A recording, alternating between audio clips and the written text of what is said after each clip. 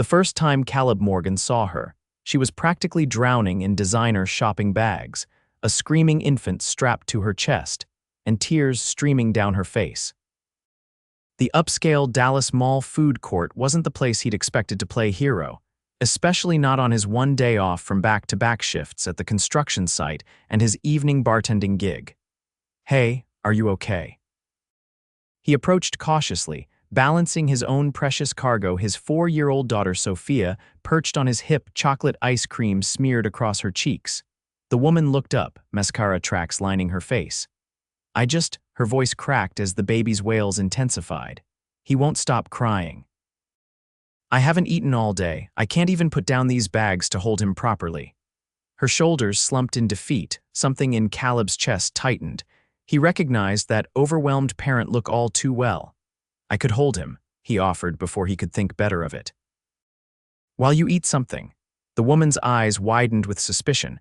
"You want to hold my baby? Dad holds babies all the time." Sophia chimed in helpfully, waving her ice cream cone dangerously close to Caleb's only clean shirt. "He's the best at it," Caleb smiled apologetically. "Single dad." 4 years of experience with this one. He nodded toward Sophia. "And I promise I'm not going anywhere. We'll sit right here." The woman hesitated, looking between her shopping bags, the fussing baby, and Caleb's honest face. Something in her expression softened.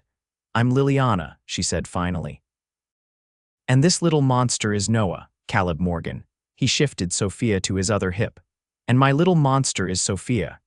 "I'm not a monster, Daddy. I'm a princess," Sophia corrected, waving her ice cream cone for emphasis. A small laugh escaped Liliana, maybe the first one she'd had all day. "Well, it's nice to meet you all." 20 minutes later, Caleb sat at a food court table, gently bouncing baby Noah while Liliana devoured a sandwich as if it were her last meal. Sophia was busily coloring on the kids' menu he'd grabbed from one of the restaurants, occasionally looking up to make faces at the baby. "I can't believe he stopped crying," Liliana marveled, watching as Noah gurgled contentedly in Caleb's arms. "He's been fussy all day." "Magic touch," Caleb shrugged. "Though it might be Sophia's entertainment, she's pretty good at baby distraction." Liliana Nash observed the man across from her with growing curiosity. His worn jeans and faded t-shirt told one story, but the gentle way he handled her son and the patient manner with his daughter told another. His dark hair needed a trim, and there were permanent creases around his eyes that suggested he smiled often, despite whatever hardships he faced. "You're really good with him," she said, finishing the last bite of her sandwich. "Are you sure you haven't kidnapped my son before?" Caleb laughed, a warm sound that seemed to fill the space between them. "First kidnapping, I swear, though I did have some practice with this little troublemaker." He ruffled Sophia's dark curls affectionately. "Daddy," Sophia protested, not looking up from her masterpiece. Liliana couldn't help but smile. There was something so genuine about this man. In her world of corporate takeovers and investment portfolios, sincerity was a rare commodity. "So," Caleb ventured, "tough day of shopping." He glanced at the array of high-end bags surrounding Liliana's chair. Liliana felt a flush of embarrassment. "It's therapeutic sometimes." She wouldn't mention that the shopping spree had followed a particularly brutal board meeting where her father's oldest advisors had once again questioned her ability to run Nash Investments, despite 5 years of record profits under her leadership. "Daddy says therapy is expensive," Sophia piped up, repeating something she'd obviously overheard. "That's why we have ice cream days instead." Caleb winced. "Kids and their big ears," he muttered, "but she's not wrong. Ice cream is cheaper than a shrink." Liliana found herself laughing again, surprised by how comfortable she felt with these strangers. "Where's Noah's dad?" Sophia asked suddenly, with the bluntness only a 4-year-old could muster. "Sophia," Caleb admonished gently. "It's okay," Liliana said, though her smile dimmed slightly. "Noah's father isn't in the picture. It's just us. Like me and Daddy," Sophia exclaimed, as if they'd joined an exclusive club. Liliana nodded, not mentioning that her ex-husband had decided parenthood was less appealing than his 25-year-old personal assistant. The divorce had been finalized just weeks before Noah was born. Well, Caleb said, shifting Noah to his shoulder as the baby began to fuss again. Single parents have to stick together, right? Right, Liliana agreed, reaching for her son.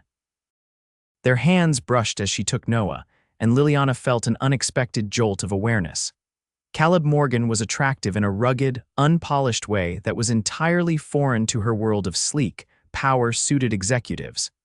We should probably get going, Caleb said, checking his watch. I've got work tonight and this one needs dinner and a bath. He nodded toward Sophia, who was now attempting to construct a paper airplane from her finished coloring page. Of course, Liliana said, feeling oddly disappointed. Thank you again for your help. Caleb hesitated, then pulled an old receipt from his pocket and scribbled something on the back. If Noah ever gets fussy again and you need a baby whisperer, he said with a self-deprecating smile, this is my number. Liliana took the crumpled paper, oddly touched by the gesture. I might just take you up on that, she said, meaning it more than she expected to. As she watched Caleb and Sophia walk away, Noah finally settling against her chest, Liliana realized she hadn't felt this normal in years. Not CEO Liliana Nash of Nash Investments. Not divorcee Liliana. Not even new mother Liliana, just a woman who'd had a bad day and been helped by a kind stranger. She slipped the receipt into her purse, not knowing then how that simple exchange of numbers would change everything. 2 weeks later, Caleb's phone buzzed while he was replacing kitchen cabinets in an upscale Highland Park renovation. He nearly ignored it, but the Dallas summer heat had driven him to take a water break anyway. Unknown number. Is the baby whisper service still available? Noah has been crying for 2 hours straight and I'm losing my mind. Caleb stared at the text, a slow grin spreading across his face as he realized who it must be. Caleb, Liliana from the mall, baby whisperer at your service. Location. The response came almost immediately, with an address that made Caleb raise his eyebrows. Turtle Creek Boulevard was one of the most exclusive areas in Dallas. Taking off early, Morgan. His foreman called as Caleb began packing up his tools. Family emergency, Caleb said, not entirely untruthfully. A baby in distress and a mother at her wit's end counted as an emergency in his book, even if they weren't technically his family. An hour later, freshly showered and with Sophia in tow, his regular sitter was unavailable on short notice. Caleb stood in front of a sleek high-rise that made him feel immediately underdressed in his cleanest jeans and button-down shirt. Fancy, Sophia whispered as they walked through the marble lobby, earning an indulgent smile from the doorman who directed them to the private elevator for the penthouse. Best behavior, princess, Caleb reminded her quietly. Remember, we're here to help with the baby. I know, Daddy. I'm the assistant baby whisperer, Sophia replied seriously. The elevator opened directly into a stunning foyer where Liliana paced with a red-faced, screaming Noah. She looked simultaneously put together and utterly frazzled designer jeans and a silk blouse, but with her hair hastily pulled back and dark circles under her eyes. You actually came, she said, relief flooding her face. I wasn't sure if I said I would, Caleb replied simply, already reaching for Noah. Hey there, little man, what's all the fuss about? As if by magic, Noah's wails began to subside as Caleb held him against his chest, patting his back firmly. How do you do that? Liliana asked, watching in amazement. Caleb shrugged. Some babies just respond better to different people. Sophia was the same way. Sometimes only my mother could calm her down, no matter what I tried. Hi, Miss Liliana, Sophia said, bouncing on her toes. Can I see your house? Is it a castle? Liliana laughed, the tension visibly leaving her shoulders. It's definitely not a castle, but you're welcome to look around. Just be careful with anything you touch, okay? While Sophia explored with wide-eyed wonder, Caleb continued to soothe Noah, who was now contentedly drooling on his shoulder. Rough day, he asked Liliana, who had collapsed onto an elegant white sofa. The worst, she admitted. Major client threatening to pull their portfolio, nanny called in sick, and then Noah started this screaming marathon right before an important conference call. She ran a hand through her hair. I'm sorry to drag you into this, I just didn't know who else to call. No apologies needed, Caleb said, sitting beside her with Noah. That's what friends are for, right? Are we friends? Liliana asked, looking genuinely curious. Well, I'm holding your baby in your living room, so I hope we're at least acquaintances, Caleb joked. Liliana smiled, a real smile that transformed her tired face. I'd like to be friends, she said softly. Daddy, they have a swimming pool on their balcony. Sophia came rushing back in, breaking the moment. It's just a small lap pool, Liliana explained, looking slightly embarrassed by the luxury. Can we swim in it? Please, Daddy, please, Miss Liliana, Sophia begged. We didn't bring swimsuits, Princess, Caleb reminded her. Actually, Liliana said hesitantly, I might have something that would fit her. I ordered some children's swimwear samples for a charity event we're sponsoring. 2 hours later, Caleb found himself sitting on the edge of a small lap pool that probably cost more than his annual income, watching his daughter splash happily while Liliana sat beside him with her feet in the water, Noah napping peacefully in a bassinet nearby. This is not how I pictured my Thursday afternoon going, Caleb admitted, glancing around the spectacular rooftop terrace with its panoramic view of the Dallas skyline. Me neither, Liliana agreed. But it's much better than listening to Noah scream while trying to salvage the Peterson account. What exactly do you do? Caleb asked. He'd gathered she was successful, but the penthouse suggested more than just doing well. Liliana hesitated. I run an investment firm, family business. Impressive, Caleb nodded, not pressing for details. I split my time between construction and bartending. Less impressive, but it pays the bills, mostly. Single parenting is tough, Liliana said, watching Sophia demonstrate her mermaid swim for the 5th time. How long have you been doing it alone? Since she was born, Caleb replied, his expression carefully neutral. Her mother decided parenthood wasn't in her 5-year plan after all, signed away her rights when Sophia was 6 months old. I'm sorry, Liliana said, genuinely. Noah's father waited until I was 7 months pregnant to decide family life wasn't for him. Apparently, he'd been planning his exit strategy for months. His loss, Caleb said firmly, looking at the sleeping baby. They're both missing out on amazing kids. The simple sincerity in his voice touched Liliana deeply. She was used to people wanting something from her money, her influence, her connections. Caleb Morgan just seemed to want to help. Would you and Sophia stay for dinner? She found herself asking. I can't cook to save my life, but I order a mean takeout, Caleb grinned. We'd love to, though fair warning, Sophia's going through a phase where she only eats things that are triangle-shaped. Challenge accepted, Liliana laughed. That impromptu dinner became the first of many. Over the following weeks, Caleb and Liliana developed a friendship that defied their different worlds. Sometimes he'd bring Sophia to the penthouse after work, where Liliana would be waiting with Noah and takeout. Other times, Liliana would bundle up Noah and venture to Caleb's modest 2-bedroom apartment in East Dallas, where Caleb would cook simple but delicious meals that impressed her far more than any 5-star restaurant. They established a routine without ever discussing it. Caleb noticed Liliana seemed more relaxed in his small, lived-in apartment than in her pristine penthouse. Liliana noticed how Caleb never complained about his long hours or financial struggles, instead focusing on the small joys each day brought. What neither discussed was the growing attraction between them, the lingering glances, the way Liliana found excuses to touch his arm when she laughed, the way Caleb's eyes followed her around the room. They were from different worlds, after all. What would be the point? One evening in late July, Liliana arrived at Caleb's apartment to find him struggling to fix the ancient window air conditioning unit while Sophia dramatically fanned herself on the couch. We're melting, Miss Liliana, Sophia announced solemnly. Daddy says the air conditioner is being stubborn. That's not exactly what I said, Caleb muttered, wiping sweat from his forehead, but it's close enough. Liliana set Noah's carrier down and rolled up the sleeves of her silk blouse. What can I do to help? Caleb looked at her designer outfit and raised an eyebrow. You're going to fix an air conditioner in that? I'm full of surprises, Liliana replied with a grin. My father believed in practical education.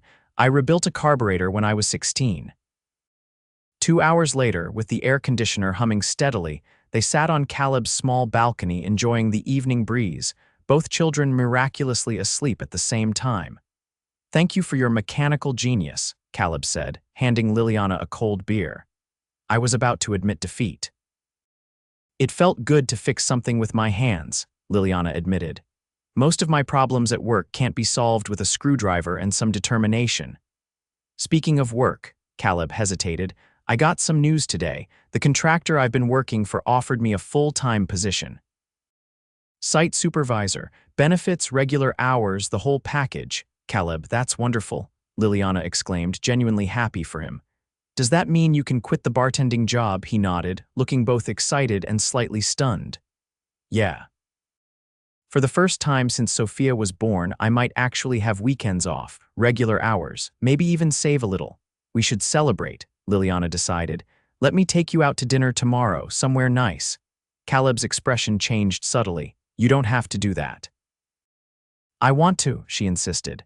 "You've done so much for me and Noah these past weeks." "Liliana," Caleb said carefully, "I appreciate it, but I can't let you keep paying for things. The takeout, the groceries you mysteriously leave in my fridge, the new toys for Sophia that keep appearing." "Is it so wrong that I want to help?" Liliana asked, feeling unexpectedly hurt. "No, but—" Caleb ran a hand through his hair. "Look, I know you're trying to be kind, but it makes me feel, I don't know, like a charity case." "That's not what you are to me," Liliana said quietly. "Then what am I?" Caleb asked, his eyes meeting hers in the fading light. "Because sometimes I think we're dancing around something here, but then I remember who you are and who I am, and it seems impossible." Liliana's heart raced. "What seems impossible?" "This," Caleb gestured between them. "Us, you live in a penthouse, Liliana. I had to fix my toaster with duct tape last week." "I don't care about any of that," she said, leaning forward. "You should," he replied, but didn't move away when she placed her hand on his. "Why?" "Because I can't give you the life you're used to," Caleb said simply. "I'm always going to be the guy who counts pennies at the end of the month." "Maybe I'm tired of the life I'm used to," Liliana whispered. "Maybe what I want is someone who sees me, not my bank account." The air between them charged with unspoken feelings. Caleb slowly leaned forward and pressed his lips to hers. The kiss was gentle at first, tentative, but quickly deepened as weeks of suppressed attraction surfaced. When they finally pulled apart, both slightly breathless, Caleb rested his forehead against hers. "We're crazy, you know that," completely, Liliana agreed with a smile, "but I haven't felt this happy in years." The next morning, reality intruded in the form of a business emergency that called Liliana away before dawn. For 3 days, they exchanged brief texts while she dealt with a crisis involving one of Nash Investments' largest international clients. On the 4th day, Caleb was reviewing blueprints at his new job site when his phone rang with Sophia's school's number. "Mr. Morgan, Sophia's running a high fever. You need to pick her up right away." By evening, Sophia's fever had spiked to 104, and Caleb found himself pacing the pediatric emergency room, his daughter listless in his arms as they waited to be seen. "Daddy, it hurts," Sophia whimpered, her normally energetic body burning against his chest. "I know, Princess," he soothed, feeling helpless. "The doctors will make it better soon." 3 hours and multiple tests later, the diagnosis was bacterial pneumonia. "She'll need to be admitted," the doctor explained. "We need to start Roman 4 antibiotics right away." Caleb nodded numbly, watching as they prepared to transfer his daughter to a room. In the chaos, he'd forgotten to update Liliana, who'd texted earlier asking about dinner plans. Now, sitting beside Sophia's hospital bed as she finally fell into a fitful sleep, he sent a brief message explaining the situation. Within 45 minutes, Liliana appeared at the doorway of Sophia's room, Noah strapped to her chest and concern etched across her face. "How is she?" she asked quietly, crossing to Caleb's side. "Stable," he replied, the exhaustion evident in his voice. "The antibiotics are starting to work. They want to keep her for at least 2 days. Liliana touched his shoulder gently. "Have you eaten anything, slept?" Caleb shook his head. "I can't leave her." "I'm not suggesting you do," Liliana said firmly, "but you need to take care of yourself to take care of her." She shifted Noah to one arm and pulled out her phone. "I'm ordering you food, and then I'm going to sit here while you at least close your eyes for 20 minutes. Too tired to argue, Caleb surrendered to her practical care. Over the next 2 days, Liliana became a fixture in Sophia's hospital room, bringing changes of clothes for Caleb, entertaining Noah quietly in the corner, and running interference with the medical staff when necessary. On the afternoon, Sophia was finally discharged, her fever gone and her breathing improved. Caleb watched as Liliana gently helped his daughter into a new set of pajamas she'd brought from his apartment. "You're really good at this," Sophia told Liliana seriously. "Almost as good as Daddy." "That's high praise," Liliana smiled, smoothing Sophia's tangled hair. "She's right," Caleb said quietly when Sophia was distracted by the tablet Liliana had brought her. "You didn't have to do any of this." Liliana met his eyes steadily. "Yes, I did. That's what you do for people you care about." The simplicity of her statement struck Caleb deeply. In that moment, watching her gentle care with his daughter, he realized he was falling in love with Liliana Nash. The next few weeks passed in a blur of recovery for Sophia and growing closeness for Caleb and Liliana. They still hadn't defined their relationship, but the stolen kisses and lingering touches spoke of something deepening between them. Then came the day Caleb was scheduled to attend a Nash Investments charity gala as Liliana's +1. He'd protested initially formal events weren't his thing, but Liliana had been persistent. "It's important to me," she'd said, "and I've arranged the best sitters for both kids." Standing in front of his bedroom mirror, adjusting the unfamiliar tie on the only suit he owned, purchased for his cousin's wedding 3 years ago, Caleb felt a wave of inadequacy. He was about to step into Liliana's world, a world of wealth and influence where he clearly didn't belong. His phone buzzed with a text from Liliana. "Can't wait to see you. Car will pick you up at 7.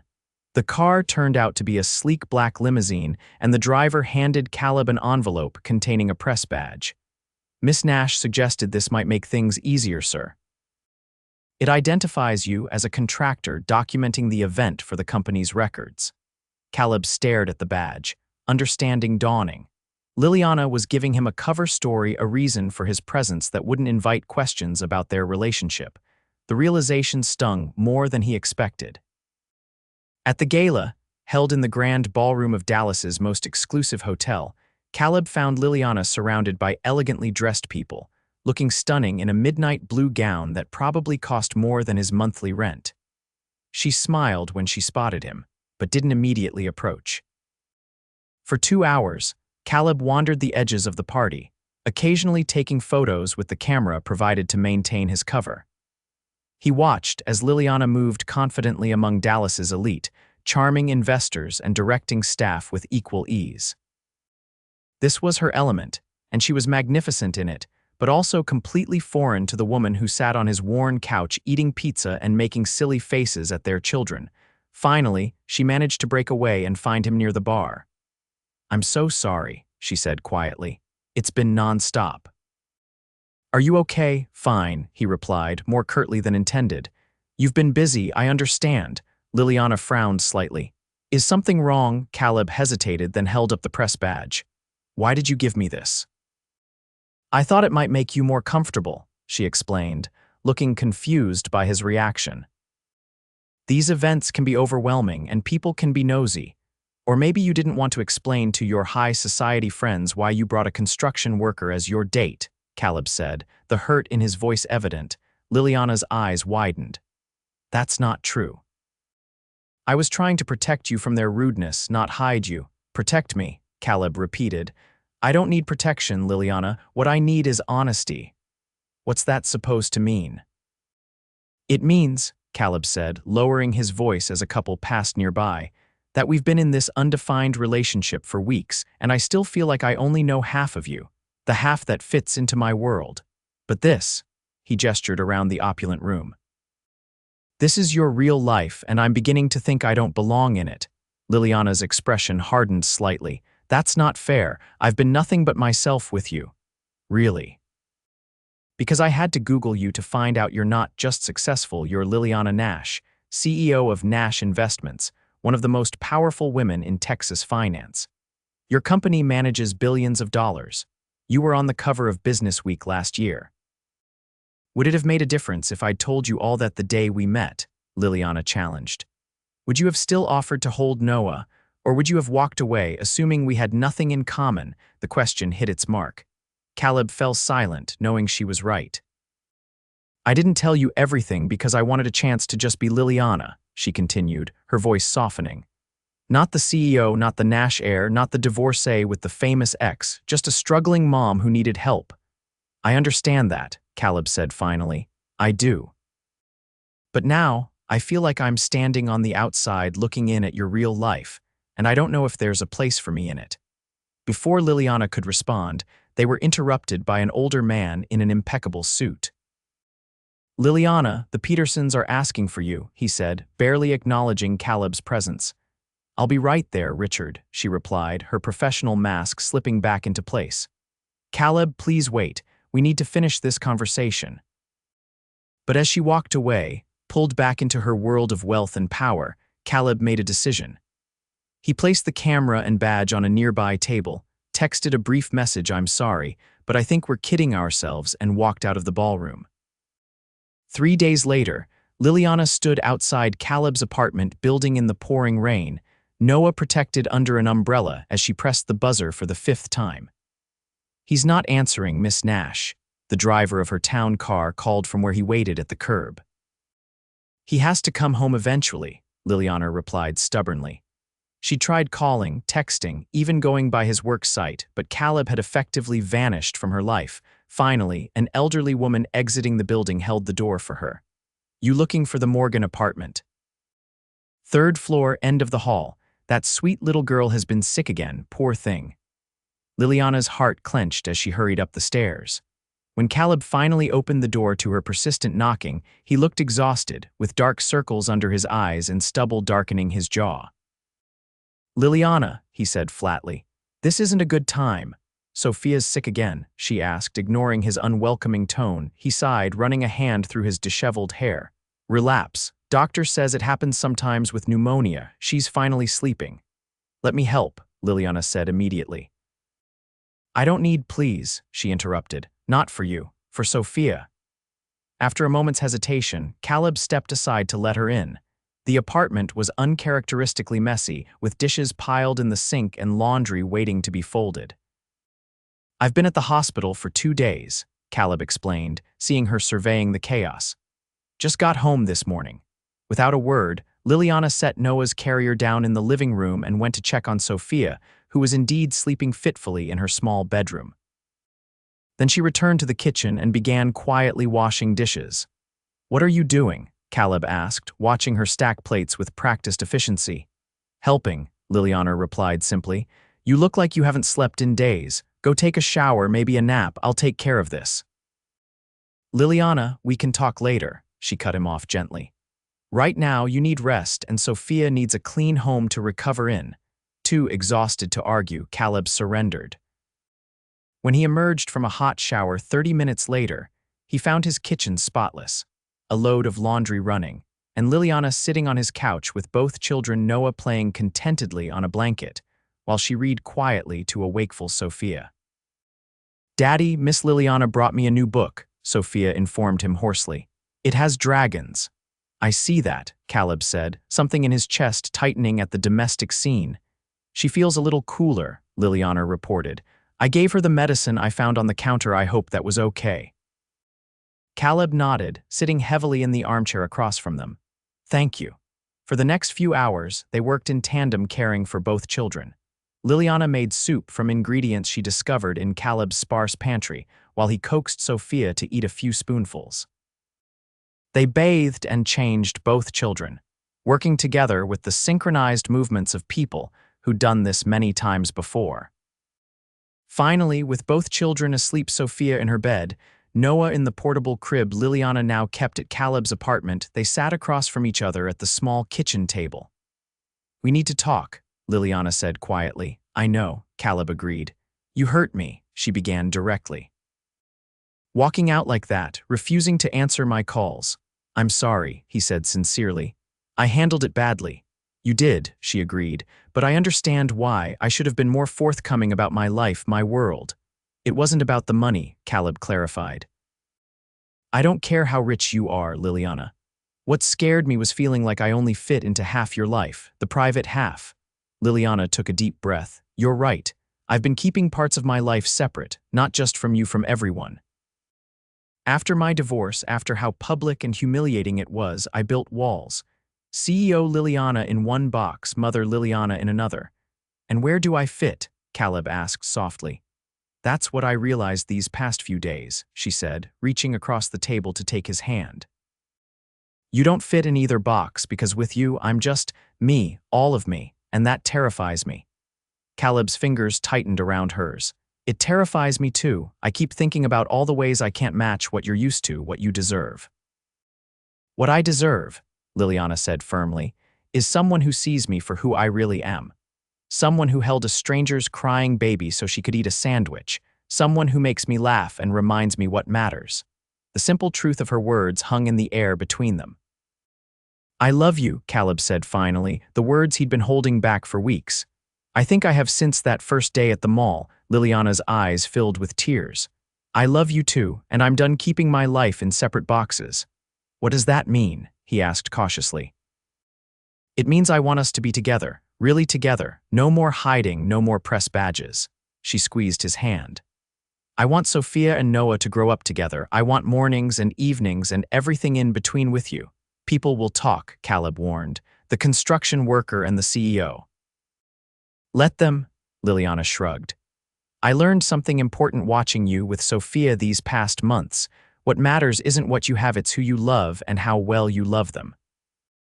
Later that night, with Liliana curled against his side in his narrow bed, Caleb reflected on the strange path that had brought them together. You know, if Noah hadn't been crying that day at the mall, we never would have met. I'll have to thank him someday, Liliana murmured sleepily. Maybe when he's old enough to understand how his temper tantrum changed everything. 1 year later, Caleb adjusted his tie nervously as he waited at the end of the aisle. The small chapel was decorated simply but elegantly with wildflowers and candles, a compromise between Liliana's resources and his taste for the understated. Stop fidgeting, his best man whispered. You look fine. I'm marrying Liliana Nash in 10 minutes, Caleb whispered back. I think I'm entitled to some nerves. The music changed, and 5-year-old Sophia appeared at the chapel entrance, taking her role as flower girl with utmost seriousness as she carefully scattered rose petals along the aisle. Behind her came Liliana's assistant, carrying 14-month-old Noah, who was technically the ring bearer but more interested in waving at the guests. And then Liliana appeared, radiant in a simple white gown, walking alone toward him with confidence and love shining in her eyes. When she reached him, Caleb took her hands in his. Ready for this? He asked quietly. I've been ready since you held my son so I could eat a sandwich, she replied with a smile. Later, at the reception held in the garden of their new home, a comfortable compromise between his modest apartment and her extravagant penthouse, Liliana found Caleb watching Sophia and Noah dance together, the little boy toddling in circles while Sophia twirled around him protectively. Penny for your thoughts, husband, she said, slipping her arm through his. I was just thinking about how lucky I am, Caleb replied, kissing her temple. A year ago, I was working 2 jobs and barely staying afloat. Now I have a successful construction business, a beautiful home, and most importantly, you. I'm the lucky one, Liliana countered. You know, my financial advisors still think I'm crazy for investing in Morgan Construction. And what do you tell them? Caleb asked with a grin. That it's the best investment I've ever made, she replied, her eyes sparkling. Both professionally and personally. As the sun set over their garden, casting golden light across their gathered friends and family, Caleb pulled Liliana close for a kiss. To think all this started because a baby wouldn't stop crying. And because a kind man offered to help a struggling mother, Liliana added softly, the best kind of beginning to our story. Around them, their merged family of friends, colleagues, and loved ones celebrated not just their marriage, but the beautiful reminder that love often appears in the most unexpected moments, like when a poor dad holds a stranger's baby so she can eat, not knowing she's a millionaire who'll fall for him and change both their lives forever.